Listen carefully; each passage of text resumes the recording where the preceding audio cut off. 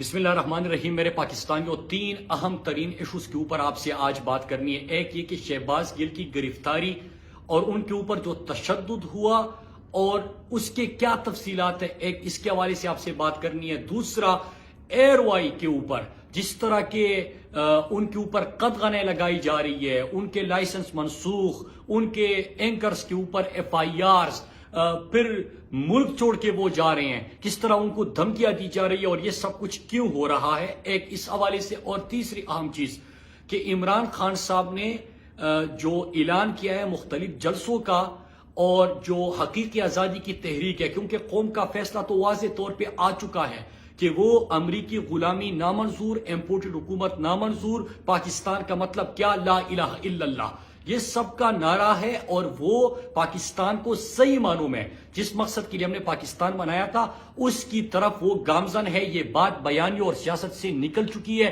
اور یہ پاکستان کی حقیقی آزادی کی طرف بڑھ چکی ہے. اب یہ پاکستان کی حقیقی آزادی کی تحریک اپنے حتمی اور اہم ترین موڑ پہ داخل ہو رہا ہے. اس کی تفصیلات کیا ہے؟ پہلی یہ شہباز گل، آپ سب کو پتہ ہے کہ جس طرح اس کو گرفتار کیا گیا، پھر اس کے بعد ان کے ڈرائیور کی بیوی کو، ڈرائیور موجود نہیں، ان کی بیوی کو گرفتار کیا گیا. وہ تصاویر جب آئی تو پورا پاکستان اس کے اوپر بول پڑا.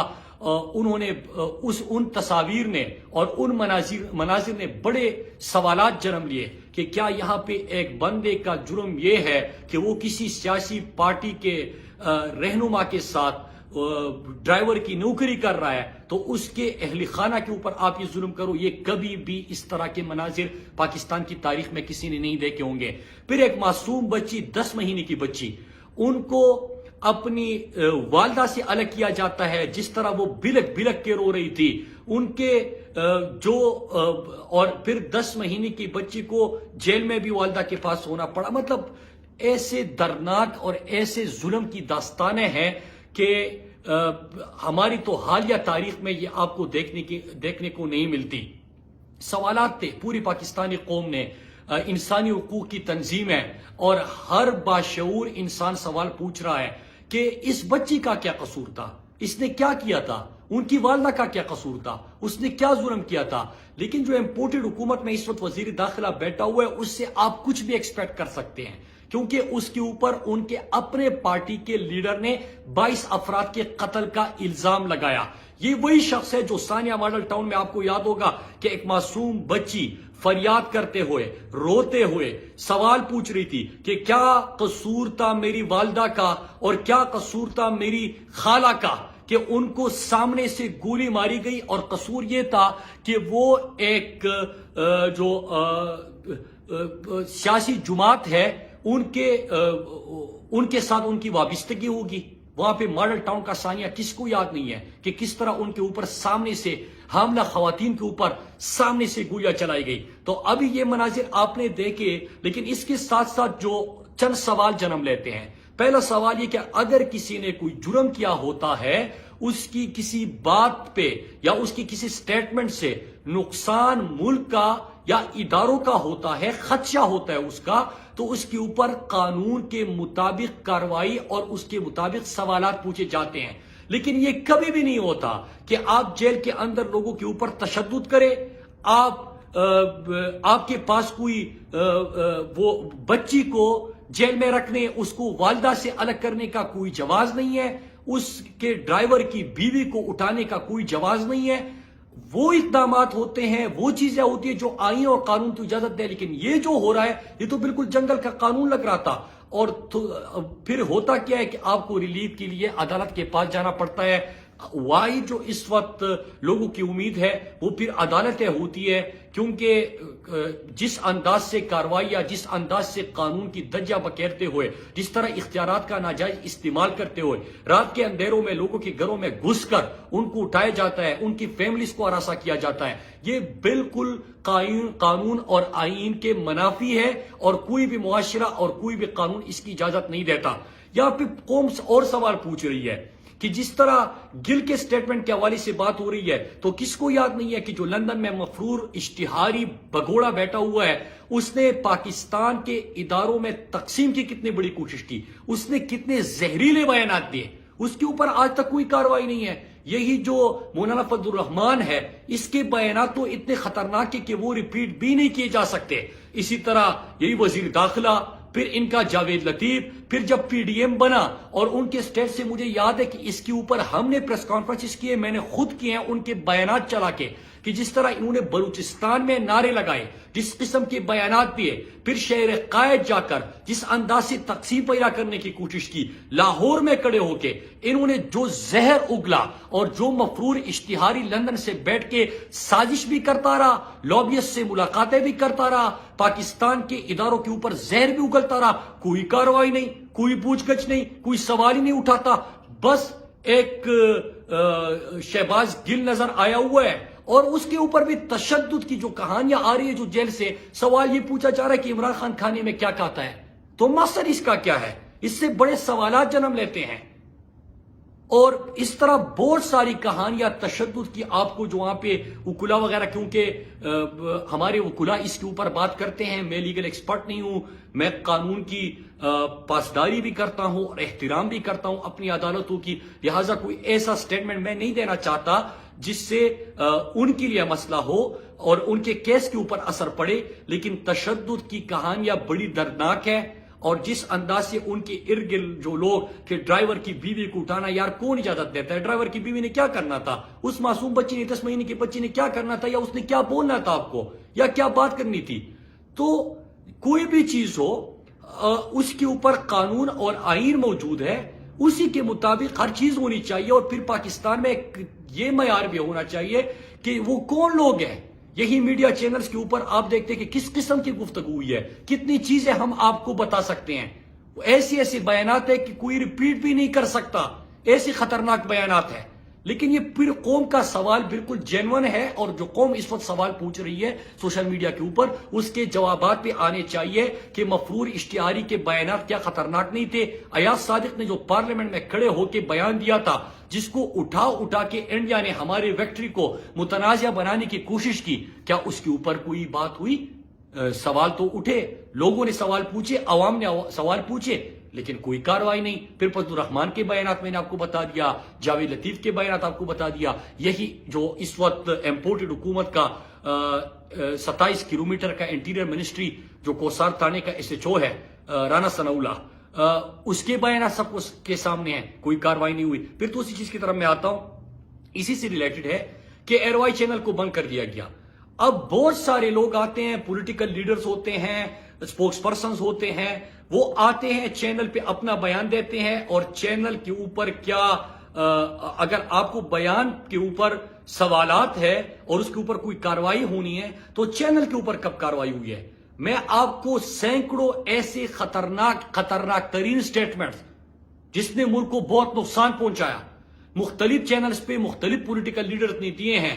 یہی تقریروں جن کا میں حوالہ دے رہا ہوں کہ جو کیلیبری فانٹ والی جس کی لندن تو کیا پاکستان میں بھی کوئی جائیداد نہیں ہے، مریم نواز، اس نے جو تقریریں کی، جو بیانات دیے، وہ ٹی وی چینلز پہ لائیو دکھائی جاتے تھے۔ اس کے ساتھ ساتھ جو لندن میں شخص بیٹھا ہوا ہے جو زہر اگل رہا تھا، اس کی تقریریں بھی چلائی گئی۔ تو کیا ان کے خلاف کوئی کاروائی ہوئی؟ کہ کس قسم کے بیانات وہاں پہ دیے جا رہے ہیں؟ کسی چینل کے اوپر کاروائی نہیں۔ لیکن ایروائی کے اوپر صرف کاروائی یہ نہیں ہوتی کہ ان کا لائسنس منسوخ کیا جاتا ہے، ان کے جو ڈائریکٹر نیوز ہے ان کے گھر رات کے اندھیرے میں گھس کے ان کی بیوی بچوں کے سامنے اس کو اٹھا لیا جاتا ہے، اور جس طرح مطلب وہاں پہ کاروائی کی گئی، پھر جیل کس طرح لے کے گئے، رستے میں کیا ہوا، جیل کے اندر کیا ہوتا رہا، یہ بھی بہت سارے سوالات جنم لیتے اور بڑی خطرناک چیزیں تھی۔ تو اس کی وجہ کیا تھی؟ کیا نو بتائی؟ یہ ابھی سے نہیں ہے، جب سے یہ ریجیم چین آپریشن اور ان کی جو امریکہ کی غلامی پکڑی گئی اور وہ سائبر میں واضح طور پہ آ گیا کہ یہ سارے امریکہ کے کہنے پہ اکٹھے ہوئے، امریکہ نے عدم اعتماد بلکہ امریکہ کی سازش کے تحت وہ جو ایک مراسل آیا تھا جس میں واضح طور پہ لکھا ہوا تھا کہ عمران خان کے خلاف اگر عدم اعتماد کی تحریک کامیاب ہو گئی تو پاکستان کو معاف کیا جا سکتا ہے، اور اگر ناکام ہوئی تو سنگین نتائج بھگتنا پڑیں گے. پھر اس کے بعد یہاں پہ منڈی لگتی ہے، لوگوں کے ضمیر جاگ جاتے ہیں. پھر امریکن جو سفارت خانے ہیں ادھر ملاقاتوں کا سلسلہ شروع ہو جاتا ہے. اور رات کو جس طرح پولیس وین آ کے کھڑی ہو گئی، رات کے اندھیرے میں 12 بجے تقریباً عدالتیں کھل گئی، تو لوگوں نے بڑے سوال پوچھے اور لوگوں کی تحریک آپ کے سامنے ہے کہ پوری قوم کھڑی ہو گئی. انہوں نے کہا کہ آپ امریکی غلامی کے لیے بے شک تیار ہو، پاکستانی قوم زندہ دل قوم ہے، خوددار قوم ہے، وہ کسی کی غلامی نہیں کر سکتی. تو پھر اس کے بعد مختلف صحافیوں کے اوپر کارروائیاں ہوئی. عمران ریاض خان اس نے کہا کہ میں سوال پوچھوں گا، سوال میرا حق ہے، میں جواب لوں گا. اور اس کے بعد اس کے اوپر پاکستان کے مختلف حصوں میں FIR کس طرح اس کو جیل میں رکھا گیا، کس طرح اس کو نیند پوری نہ ہونی دی، کس طرح اس کو سونے سے منع کیا گیا. پھر جو اس کے خوراک میں اور پتہ نہیں کہ جس طرح سوال اٹھے اس کے صحت کے حوالے سے، کس طرح پورے پاکستان کے تھانوں میں اس کو گھماتے رہے، اور جو تشدد اور جو ظلم اس کے ساتھ ہوا وہ بھی آپ کے سامنے ہے. ارشد شریف نے جرم کیا تھا، سوال پوچھے تھے ان سازشوں کے حوالے سے، سوال پوچھے تھے یہ جو ریجیم چینج آپریشن کے حوالے سے، سوال پوچھے تھے کرپشن کے 1100 ارب روپیہ جو انہوں نے NRO خود کو دے دیا اس کو معاف کرانے کی وجہ سے، کیونکہ یہ قوم کا پیسہ ہے. اس کی بات یہ تھی، اس کا جرم یہ تھا. پھر اس کے بعد پورے پاکستان کے مختلف تھانوں میں اس کے اوپر بھی FIR درج کیے جاتے ہیں، یہاں تک کہ اس کی زندگی بھی خطرے میں ہوتی ہے اور اس کو پاکستان چھوڑ کے جانا پڑتا ہے. صابر شاکر کو جس انداز سے دھمکیاں ملی وہ پاکستان کے باہر بیٹھا ہوا ہے. سمیع ابراہیم کے اوپر تشدد بھی ہوتا ہے، اس کے اوپر FIRs بھی ہوتے ہیں، جعلی FIRs ہوتے ہیں ان صحافیوں کے اوپر.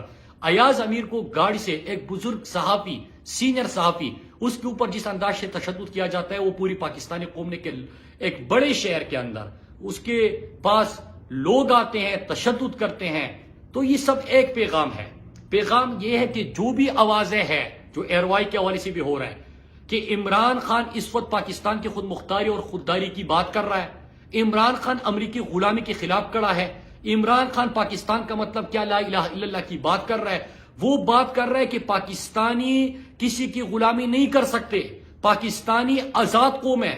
لا الہ الا اللہ کا مطلب کہ اللہ کے سوا کسی کے سامنے نہیں جھکانا. ہم نے پاکستان کو کسی کی پراکسیز نہیں بنانا، ہم نے ان کی مرضی سے پالیسیز نہیں رکھنے، ہم نے امریکہ کو اڈے دینے نہیں ہے اور ایبسولوٹلی ناٹ. عمران خان نے یورپین یونین کو کہا کہ ہم آپ کے غلام نہیں ہیں، میں رشیا جاؤں گا، سستا تیل وہاں سے لے کے آؤں گا، یہ بات کی. لیکن پھر اس کے بعد یہ سارے غلام اکٹھے ہو جاتے ہیں، کہتے ہیں امریکہ کے ڈرپ لگے ہیں، ہم وینٹیلیٹر پہ ہیں، ہم مر جائیں گے امریکہ کی مرضی کے بغیر. او بھائی اللہ کی ذات سب سے بڑی ہے، آپ ان کی مرضی سے آتے ہو. تو یہ سارے کاروائیاں اس لیے ہو رہی ہے کہ چونکہ انہوں نے 17 جولائی کا انتخاب بھی دیکھ لیا کہ پنجاب میں ہر حربہ استعمال کر کے حکومتی مشینری، انتظامیہ، نظر آنے والی نظر نہ آنے والی تمام طاقتیں، الیکشن کمیشن ان کا بی ٹیم بن کے، اس کے باوجود قوم کھڑی ہو گئی. قوم اور عمران خان نے تمام طاقتوں کو شکست دی جو کہ پاکستان میں کبھی نہیں ہوا. تو پھر اس کے بعد یہ کارروائی شروع کی اور مقصد کیا ہے کہ عمران خان کے اوپر پروپیگنڈا کرو. الیکشن کمیشن میں جو انہوں نے فارن فنڈنگ کہتے تھے وہ آخر میں ثابت ہوا کہ اوورسیز پاکستانی اس کی فنڈنگ کو فارن فنڈنگ کہتے تھے، جو $10 $20 $5 اپنی محنت مزدوری کے پیسے باہر سے پاکستان بھیجتے تھے، پاکستان کو فائدہ ہو رہا ہے. ان کو انہوں نے فارن ظاہر کرنے کی کوشش کی، لیکن سب نے اپنے پاسپورٹ سمیت ان کے ویڈیو پیغامات آ گئے اور اس غبارے سے ہوا نکل گئی. تو انہوں نے تو پروپیگنڈا کرنا تھا، انہوں نے کیس بنانا تھا.